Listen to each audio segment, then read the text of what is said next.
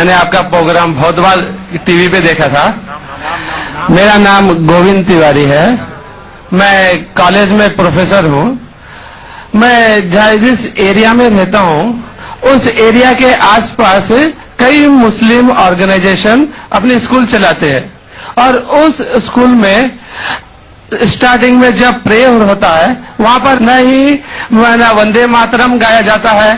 جب میں نے ان کے پرنسپل سے پوچھا کہ آپ ایسا کیوں کرتے ہو, آپ وندے ماترم کیوں نہیں گاتے ہو اسکول میں, تو کہتے ہیں وندے ماترم میں ہندو ہے اور ان کی اسکول میں کئی اسکولوں میں ہندی بھاشا ہی نہیں ہے, ہندی سے نہیں پڑھایا جاتا ہے اور ان کے دیش بھکتی کی کچھ بھی پڑھانے کے لیے وہ کتراتے ہیں. دیش بھکتی کے لیے آپ کے مذہب میں کس طرح سے ڈیفائن کیا گیا ہے یہ ذرا مجھے بتائیں گے. بھائی صاحب نے ایک سوال پوچھا ہے کہ وہ کئی بار میرے پروگرام سنتے ہیں ٹیلی ویژن پہ اور کہا ہے کہ ایک علاقہ ہے جہاں کئی مسلمان اسکول ہے لیکن وہاں وندے ماترم نہیں پڑھایا جاتا ہے, ہندی نہیں پڑھایا جاتا ہے, کیا صحیح ہے؟ اور آپ کے مذہب میں اسلام میں دیش بھکتی کے بارے میں کیا کہا گیا ہے؟ پہلا سوال کہ مسلم اسکول میں وندے ماترم کیوں نہیں کہا جاتا. ہمیں یہ دیکھنا چاہیے کہ کوئی بھی گانا یا کوئی بھی چیز آپ کہتے ہیں اس کی معنی کیا ہے. آپ جب وندے ماترم پڑھتے ہیں اس کی معنی ہے کہ ہم سجدہ کرتے ہیں اس دیش جو ہماری ماتا ہے, ایسے کہا جاتا ہے, اور ہم اس کی پوجا کرتے ہیں. یہ ہمارے لیے شرک ہے, شرک ہے اسلام میں اور غلط ہے ہندوازم میں بھی. ہندوازم میں بھی آپ کو عبادت صرف کرنا چاہیے ایک خدا کی, دھرتی کی نہیں. تو ہندوازم میں بھی غلط ہے, کرسچینٹی میں بھی غلط ہے, اسلام میں بھی غلط ہے. لیکن عام ہندو اپنے مذہب کو نہیں جانتے, اپنی مذہبی کتابیں نہیں پڑھے ہیں, اسی لیے کوئی بھی آپ گانا گاتے ہیں اگر اس کے معنی خدا کے خلاف ہے, اللہ سبحانہ و تعالیٰ کے خلاف ہے, بھگوان کے خلاف ہے, تو ایسا گانا غلط ہے. آپ نے مجھے شروعات میں نمستے کہا. نمستے, نمستے کے کیا معنی ہے بھائی صاحب, آپ بول سکتے ہیں؟ نہیں پتا کیا معنی ہے؟ مائکروفون آن کیجیے ذرا بھائی صاحب کا.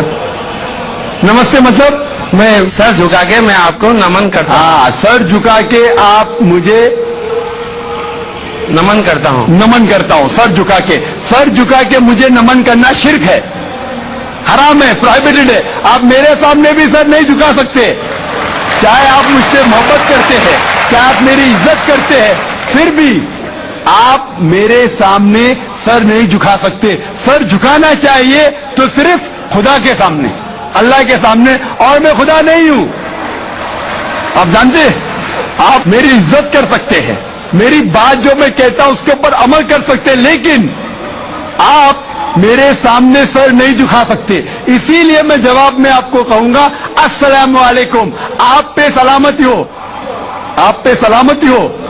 آپ سمجھے نا, میں آپ کے سامنے جھک نہیں سکتا ہوں. یہ سر جھکے گا تو صرف اللہ کے سامنے, صرف خدا کے سامنے. تو آپ نے بڑپن میں مجھے کہا, لیکن اگر غلط چیز کہا تو میں واپس سے جواب نہیں دے سکتا ہوں, کیونکہ میں جانتا ہوں جو لوگ نہیں جانتے وہ ایسے حرکت کر سکتے ہیں. مثال کے طور پہ 1 مہینہ پہلے میں جب بامبے ایئرپورٹ پہ تھا تو ایک عورت, ہندو خاتون, مجھے پوچھی کہ آپ ڈاکٹر ذاکر نائک ہے؟ آئی ڈاکٹر ذاکر نائک؟ میں نے کہا جی ہاں. او, میں آپ کا روز پروگرام دیکھتی ہوں, میں دبئی سے 25 سال کے بعد بمبئی میں آ رہی ہوں, 25 سال کے بعد ہندوستان میں آ رہی ہوں. اس کے سر پہ ٹکا تھا, ہندو عورت تھی, بولتی میں آپ کے پروگرام دیکھتی ہوں اور بہت الحمدللہ تعریف کرنے لگی. ساری تعریف اللہ کی ہے, میں کچھ بھی نہیں ہوں. اور پھر کہنے لگی کہ میں تمہارے پیر چھونا چاہتی ہوں.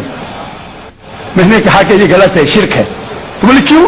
وہی جواب میں نے دیا, آپ جو بھی کہو میں آپ کی بات مانوں گی.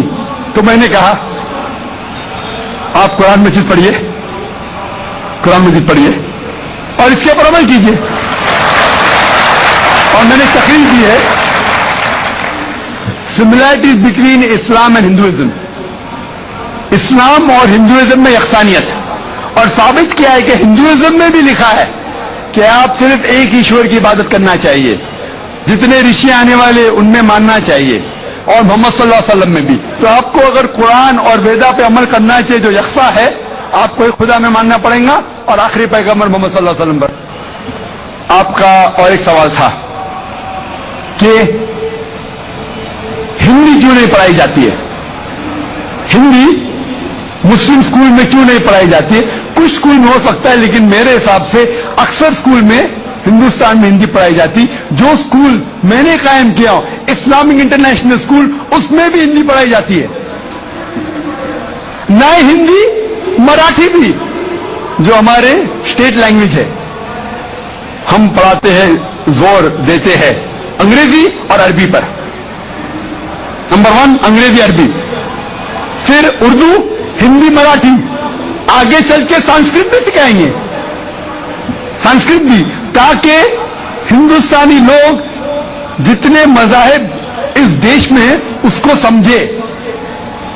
میں گورنمنٹ سے کہتا ہوں کہ ہندوستان میں سنسکرت عام کرو، سنسکرت عام کریں گے تو لوگ ویدا پڑھیں گے، پڑھنے کے بعد حق کی طرف آئیں گے اور ہندو مسلم ایک ہو جائیں گے۔ ہندی تو چھوڑو، سنسکرت، کیونکہ وید سنسکرت میں، ہندی میں نہیں ہے، ہندو کی زبان ہے سنسکرت۔ اور میں نے تقریر کی ہے ہندوازم اور اسلام میں یکسانیت، لیکن عام ہندو اپنی مذہبی کتاب پڑھا ہی نہیں تو کیا جانے گا؟ تو میں سنسکرت کوٹ کرتا ہوں، پھر ترجمہ کرتا ہوں اور کہتا ہوں کہ آپ کو اگر لگتا ہے کہ میں کچھ غلط کہہ رہا ہوں، ریفرنسز دیتا ہوں میں۔ آپ کا آخری سوال تھا کہ اسلام میں دیش بھکتی کے بارے میں کیا کہا گیا ہے۔ اسلام میں کہا گیا ہے کہ سب سے پہلے جو ہمیں بات ماننا چاہیے وہ ہمارے خالق کی، بنانے والے کی، خدا کی، اللہ کی، سب سے پہلے۔ اگر اللہ کی بات سے کوئی دوسری بات ٹکراتی ہے تو اسے چھوڑ دینا چاہیے۔ جہاں تک کہ میں ہندوستانی ہوں اور میں گرو سے کہتا ہوں کہ میں فنڈامنٹلسٹ مسلم ہوں، I am a good practising Indian, fundamentalist بنیاد پرست مسلم بھی ہوں اور اچھا ہندوستانی بھی ہوں۔ میں ہندوستان کے کانسٹیٹیوشن کو جانتا ہوں۔ ہندوستان کے کانسٹیٹیوشن میں ایک بھی چیز فرض نہیں ہے جو اسلام میں حرام ہے، اور ایسی کوئی بھی چیز نہیں ہے جو ہمیں مجبور کرتی ہے جو اسلام میں حرام ہے۔ اور ہندوستان کے کانسٹیٹیوشن میں، انڈین کانسٹیٹیوشن میں ایسی کوئی بھی حرام چیز نہیں جو اسلام میں فرض ہے اور انڈین کانسٹیٹیوشن میں حرام ہے۔ تو میں دونوں کو ساتھ میں لے کے چلتا ہوں، لیکن اگر ٹکراؤ ہوگا، میرے حساب سے I can be a very good Muslim and a good Indian, میں اچھا مسلمان بھی ہوں اور اچھا ہندوستانی بھی ہوں، لیکن اگر آگے چل کے، ابھی تو کوئی ٹکراؤ نہیں ہے، لیکن اگر آپ ایسے دیش میں ہیں جو دیش کا قانون اپنے خالق کے قانون سے ٹکراتا ہے تو خالق کا قانون اونچا ہے، خالق کا قانون اونچا ہے، خدا کا قانون اونچا ہے، اللہ کا قانون اونچا ہے، پھر آتا ہے دیش۔ دیش نے ہمیں، ٹھیک ہے، یہ دیش میں ہم جیتے ہیں، دیش ہمارے لیے فیسلٹیز دیتا ہے، لیکن ہمیں جان کس نے دی؟ دیش نے یا خالق نے؟ خدا نے دی۔ یہ ہوا جو ہے، یہ ہوا کے بنا 5 منٹ بھی آپ زندہ نہیں رہ پائیں گے۔ کتنا؟ 5 منٹ بھی نہیں زندہ رہ پائیں گے۔ کس نے دی؟ دیش نے یا اللہ نے؟ خدا نے۔ دیش نے بھی ہمارے لیے اچھے کام کیے، میں دیش کے خلاف نہیں ہوں، میں بھی دیش بھکت ہوں۔ دیش بھکت کے معنی کیا؟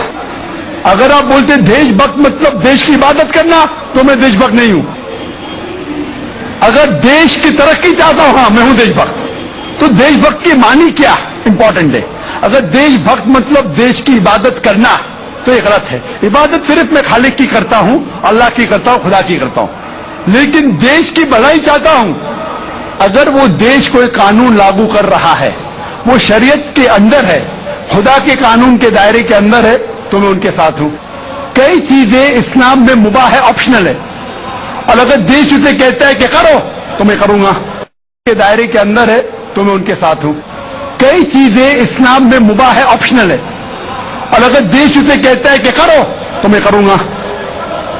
लेकिन अगर कोई देश, चाहे वो अमेरिका हो या यूके हो, वहां का कानून अगर इस्लाम के खिलाफ है तो मैं उस देश के कानून के खिलाफ जाऊंगा, क्योंकि मैं सबसे पहले मोहब्बत करता हूं खालिक से, खुदा से, अल्लाह से, फिर अपने देश से।